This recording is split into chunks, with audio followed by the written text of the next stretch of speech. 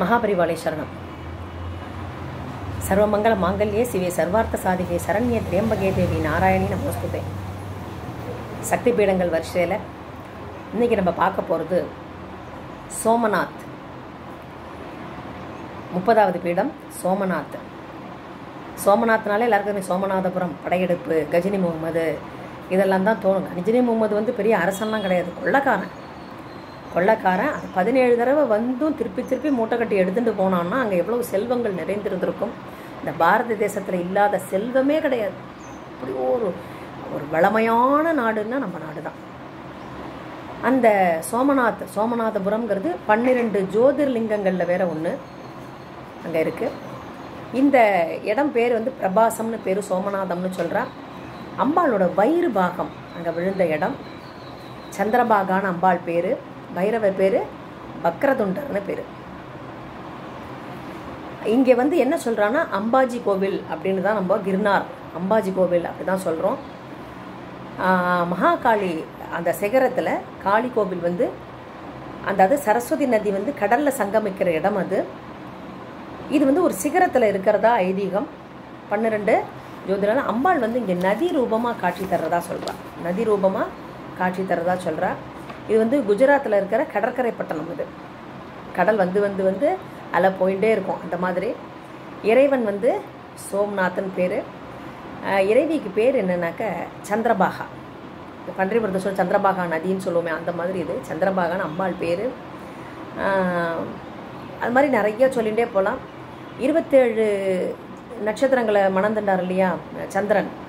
மணந்துண்டு ரோகிணி மேலேயே பிரியமாக இருந்தான். அதனால் சாபம் வாங்கிட்டு மற்ற மனைவியரை கவனிக்கிறேன்னு சாபம் வாங்கிட்டு அவன் என்ன பண்ணான், அவனுக்கு உடம்பு முழுக்க வியாதி வந்துடுத்து.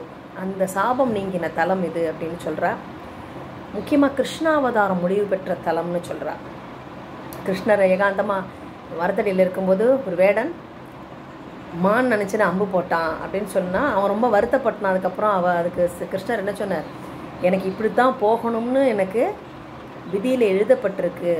நான் ராமாவதாரத்தில் வாலியை மறைஞ்சு கொண்டதோட சாபம் அது நான் அப்படி தான் வாங்கிண்டாகணும், அதனால் நீ கவலைப்படாதன்னு சொன்னதா புராணங்களில் இருக்குது. அந்த மாதிரி கிருஷ்ணாவதாரம் பலராமன் அவதாரங்கள் முடிஞ்ச இடமா அது கருதப்பட. என்ன பரமாத்மாவே ஆனால் கூட அந்த கர்மான்னு ஒன்று இருந்தது, சாபங்கள் இருந்ததுன்னா அனுபவிச்சு தான் ஆகணுங்கிறதுக்கு இது ஒரு கதை. இவன் மட்டும் கஜினி முகமது மட்டும் படையெடுத்து எல்லாத்தையும் சொர்ணத்தெல்லாம் எடுத்துன்னு போனது மட்டும் கிடையாது.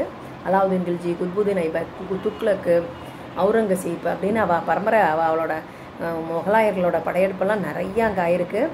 எப்படி எடுத்துன்னு போவாலாம், யானை மேலே ஒட்டகம் மேலெல்லாம் ஏற்றி தூக்க முடியாமல் தூக்கிட்டு போனாலாம்.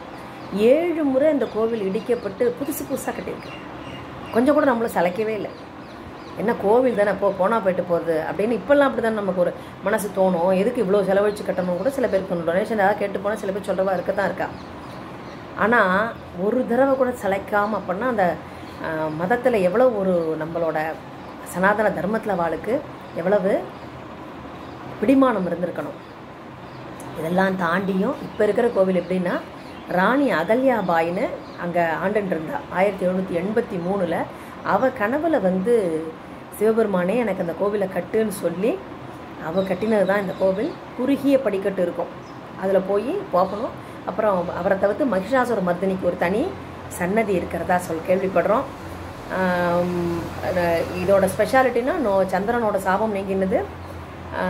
அதே மாதிரி யார் வியாதிக்கார போனாலும் அது தீரதா எல்லாருமே சொல்கிற அவசியம் பார்க்க வேண்டிய தளத்தில் ஒன்று. சென்னை டு ஜோத்பூர் எக்ஸ்பிரஸில் நம்ம போனோம்னா ராஜஸ்தானில் இறங்கி நம்ம அந்த ஸ்டேஷனில் பார்க்கலாம். அது அங்கேருந்து 23 கிலோமீட்டர் தான், காடுக்குள்ளே 23 கிலோமீட்டர் போகணும். ஆரவல்லி மலைத்தொடரில் கப்பர் ஹில்ஸ்னு இருக்குது. அந்த குன்றுக்கு மேலே அம்பாள் இருக்கா. இந்த சோமநாதபுரம்ங்கிறது தனி, ஆனால் அது 17 ஜோதிர்லிங்கத்தில் வருது. அங்கேருந்து இந்த காட்டுக்குள்ளே 23 கிலோமீட்டர் போய் அம்பாளுக்கு தனியாக குன்றுக்கு மேலே இருக்கா. அம்பாளோட திருவடி அங்கே இருக்கிறதா பார்க்குறோம். இந்த அம்பாஜி தலத்தில் என்னென்னா, அன்னைக்கு ஸ்ரீ ஆராசுரின்னு பேர், அம்பாஜி மந்திர்னு இன்னொரு ஆலயமும் இருக்குது. குன்றுக்கு மேலே ஏறி செல்றதுக்கு முதல்ல முடியல அப்படின்னு ரொம்ப கஷ்டப்பட்ட காலத்தில் என்ன பண்ணாலாம், ஒரு தடவை 20 திருசூலம், பெரிய திருசூலத்தை தங்கத்தில் பண்ணி அந்த அம்பாஜி கோவிலில் வச்சு கருவறையில் வச்சு பூஜை பண்ணி, இவ்வளோ தூரம் ஏறி எல்லோரும் வர முடியாதுங்கிறதுனால அதை பூஜை பண்ணி அதை எடுத்துன்னு வந்து இங்கே வந்து கீழே யாரும் போக முடியாத வாளுக்கு வச்சு அங்கே வந்து வச்சு இது பண்ணுறா, பூஜை பண்ணிட்டு இருந்திருக்கா.